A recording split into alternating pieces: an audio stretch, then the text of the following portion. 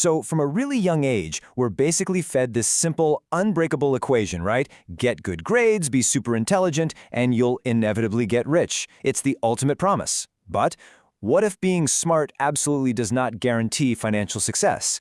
I mean, did you know that nearly a third of people earning over $250,000 a year are still living paycheck to paycheck? It's wild.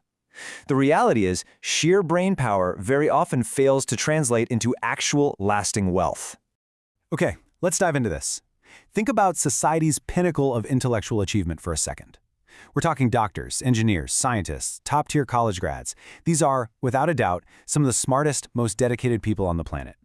Yet a genuinely shocking number of individuals in these high-status professions are struggling. They're quietly drowning in debt, completely stressed out about their financial futures. And meanwhile, I bet we all know stories of people with totally average grades, the middle-of-the-pack students, who somehow go on to build enormous generational wealth. So why does this happen? What exactly are the brilliant minds missing here? Welcome to The Explainer. Today, we're tearing down this exact mystery.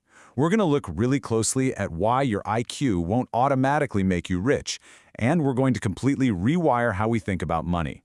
We'll uncover the hidden traps that keep brilliant people totally broke, and more importantly, we're going to show you exactly how to avoid them. Section 1. The Intelligence Paradox. Let's start by looking at a massive, systemic flaw in our education. If you've ever felt frustrated by doing everything right but still feeling behind, well, your frustration is completely validated. Think about it. We spend our entire youth mastering complex math, detailed science, comprehensive history.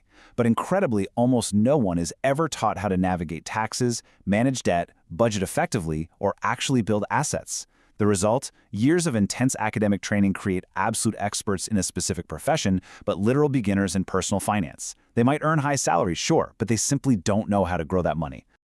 Moving on to Section 2. Selling time versus building assets.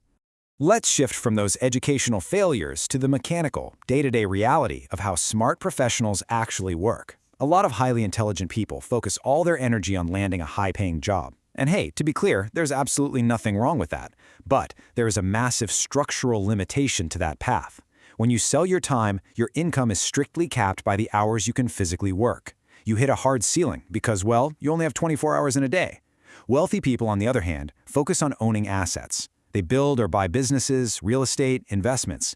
The game-changing difference here is that assets make money while you sleep. Most people sell time. The rich own assets. That is where wealth actually scales. Section 3. The Psychological Wealth Traps. Beyond just the mechanics of time and assets, we really need to talk about the behavioral errors that uniquely ensnare high earners. This right here is the absolute most common trap: lifestyle inflation. Imagine an intelligent professional's income goes up. Well, usually their spending rises right along with it. They get a promotion and suddenly they buy a bigger house. They get a year-end bonus and all of a sudden they feel they need to lease a luxury car or book an insane European vacation. Every single salary increase gets immediately swallowed by a more expensive lifestyle. The tragic result? A really high income but incredibly low actual wealth. Their net worth stays completely stagnant because the gap between what they earn and what they spend just never widened. Then there's the heavy psychological burden of being the smart kid, which is the fear of risk. In a classroom, making a mistake means you get a bad grade, right? So smart people are systematically trained to demand 100% certainty. They analyze every single detail before making a move. But wealth creation, that is not a predictable laboratory experiment. It involves calculated risks, whether that's starting a side hustle or throwing money into the stock market. For the brilliant mind, sometimes overthinking is the exact thing paralyzing them from taking action. Which brings us to a fascinating psychological contrast. A lot of people spend their hard-earned money trying to look wealthy. They crave those outward markers of success, the luxury cars, the brand new gadgets, the crazy expensive designer clothes. But guys, this is an illusion. The truly wealthy operate with an incredible level of discipline. They focus on buying assets long before they ever buy luxury goods. In fact, here's a crazy statistic for you.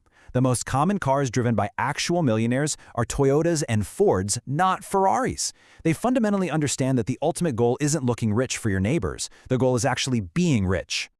All right, Section 4. The Power of Compound Growth.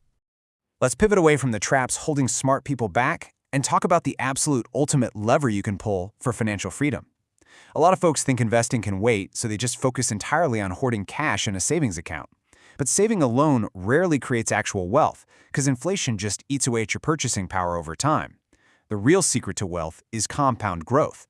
It's not just earning returns on your original investment, it's earning returns on the accumulated gains from all the previous years. It's literally like your money having babies, and then those babies having babies.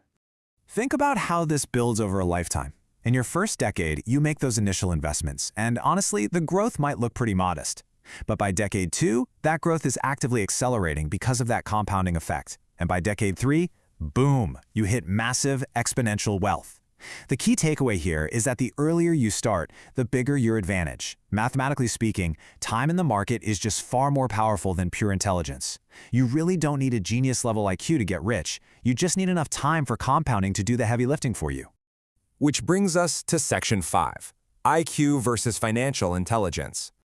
Let's bring this all home by clearly separating academic brilliance from the entirely different skill set you actually need to build wealth. You can be a world-class surgeon or a master engineer, but still totally struggle with money if you don't master these distinct skills. Financial intelligence requires understanding cash flow, knowing the true difference between assets and liabilities, grasping the mechanics of investing, practicing practical risk management, and having the sheer discipline for long-term thinking. These are highly specific areas, and remember, they're rarely taught in school, which means you have to take the initiative to go out and learn them yourself.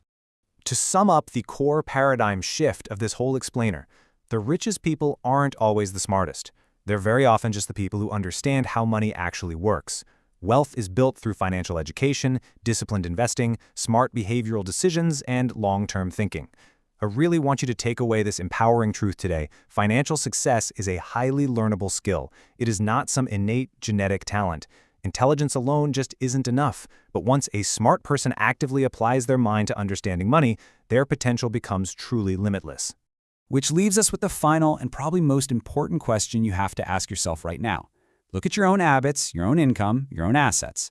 Are you spending all your time and intelligence working for money, or is it working for you? Take a second today to really evaluate which side of that equation you're on and figure out what small step you can take tomorrow to change it. Thank you so much for joining me for this explainer. Keep learning, keep building, and we'll see you next time.